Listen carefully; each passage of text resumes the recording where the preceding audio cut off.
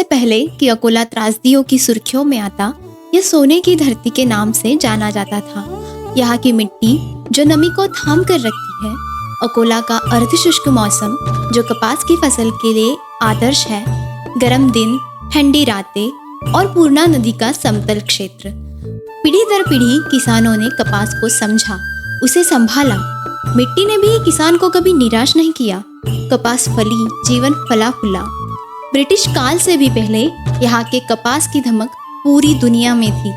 अंग्रेजों के समय 1865 के दौरान रेलवे आई, जिनिंग और प्रेसिंग मिलें लगी, व्यापार बढ़ा, गांव में काम था, शहर में रौनक थी और किसान गर्व से कहते थे, हम कपास उगाते हैं। तभी अकोला को मिला उसका गौरवशाली नाम, द कॉटन सिटी। लेकिन समय बदला, मौसम ने धोखा देना शुरू किया। कभी बारिश नहीं तो कभी ज़रूरत से ज़्यादा। कीटों ने फसलों को घेर लिया, खर्च बढ़ता गया, पैदावार रुकती गई। कपास अब भरोसा नहीं, जोखिम बन चुकी थी। दशकों तक इस शहर की धड़कनें जीनिंग मिलों के शोर से चलती थी, लेकिन 21वीं सदी आते आते इस सफ़ेद सोने की चमक फीकी पड़ने लगी। समृद्धि का वह दौर जैसे हवा में गायब हो गया। कर्ज के बोझ और मौसम की बेरुखी ने कई किसानों को मौत को गले लगाने पर मजबूर कर दिया। अकोला, जो कभी कपास के लिए जाना जाता था, एक दर्दनाक पहचान से जाना जाने लगा। कपास किसानों की विधवाओं की भूमि। हर आत्महत्या के पीछे एक सुनी मांग, अधूरे सपने और बेसहारा बच्चे थे। आंकड़े बताते हैं, उत्पादन गिरा, खर्च बढ़ा, मुनाफा खत्म हुआ, लेकिन असली नुकसान था किसान का खोया आत्मविश्वास, भविष्य पर से उठा भरोसा। लेकिन हर अंधेरी मिट्टी में उम्मीद का बीज छिपा होता है। कृषि व कृषक कल्याण मंत्रालय और वस्त्रोद्योग मंत्रालय के प्रयासों के फलस्वरूप यह उम्मीद का बीज केंद्रीय कपास अनुसंधान संस्थान नागपुर में जन्म ले रहा था।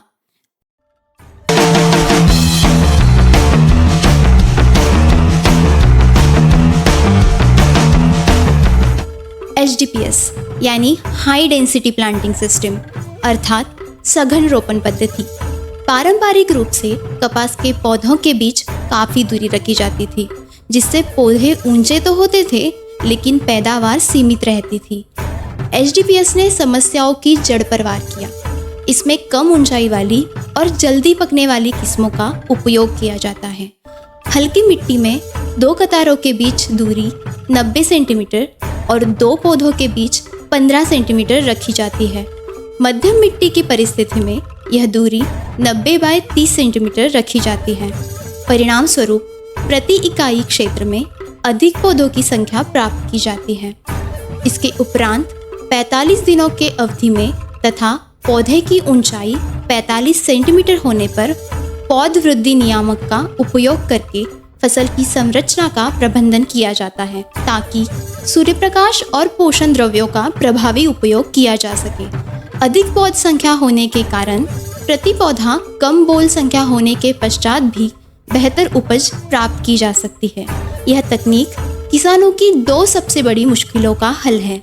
गुलाबी इल्ली के चक्र से पहले ही कपास कटाई के लिए तैयार हो जाता है और कम पानी में भी बेहतर उपज प्राप्त होती है। इस तकनीक की वैज्ञानिक नींव रखी केंद्रीय कपास अनुसंधान संस्थान नागपुर ने। लेकिन तकनीक तब तक अधूरी है जब तक वह खेत तक ना पहुंचे, और यह सेतु बना कृषि विज्ञान केंद्र अकोला।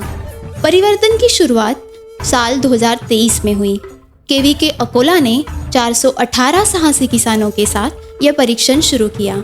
परिणाम चौंकाने वाले थे। लागत कम हुई और पैदावार में भारी उछाल आया। साल 2024 में CICR के सहयोग से यह दायरा 1166 किसानों तक पहुंचा और साल 2025 तक रिकॉर्ड 1749 किसानों ने HDPS तकनीक को अपना लिया। केवीके अकोला ने सिर्फ उम्मीदों के बीज नहीं दिए, बल्कि किसानों को एक नया जीवन दान दिया। उपज बढ़ी, आय स्थिर हुई, घर फिर से मुस्कुराने लगे। निजी भागीदारों के सहयोग से, CICR नागपुर के वैज्ञानिक मार्गदर्शन से और कृषि विज्ञान केंद्र अकोला के निरंतर प्रयासों से HDPS ने कपास की खेती को शाश्वत रास्ता दिखाया। त्रासदी की जगह अब जीत की गाथा लिखी जा रही है। यह कोई साधारण सफलता की कहानी नहीं है, यह है HDPS cotton the Akola case, जहां विज्ञान, विस्तार सेवाएं और किसान तीनों एक साथ जुड़े और फिर से लौटाया किसानों को सम्मान, उनकी आजीविका और अकोला की खोई हुई विरासत, द कॉटन सिटी। धन्यवाद।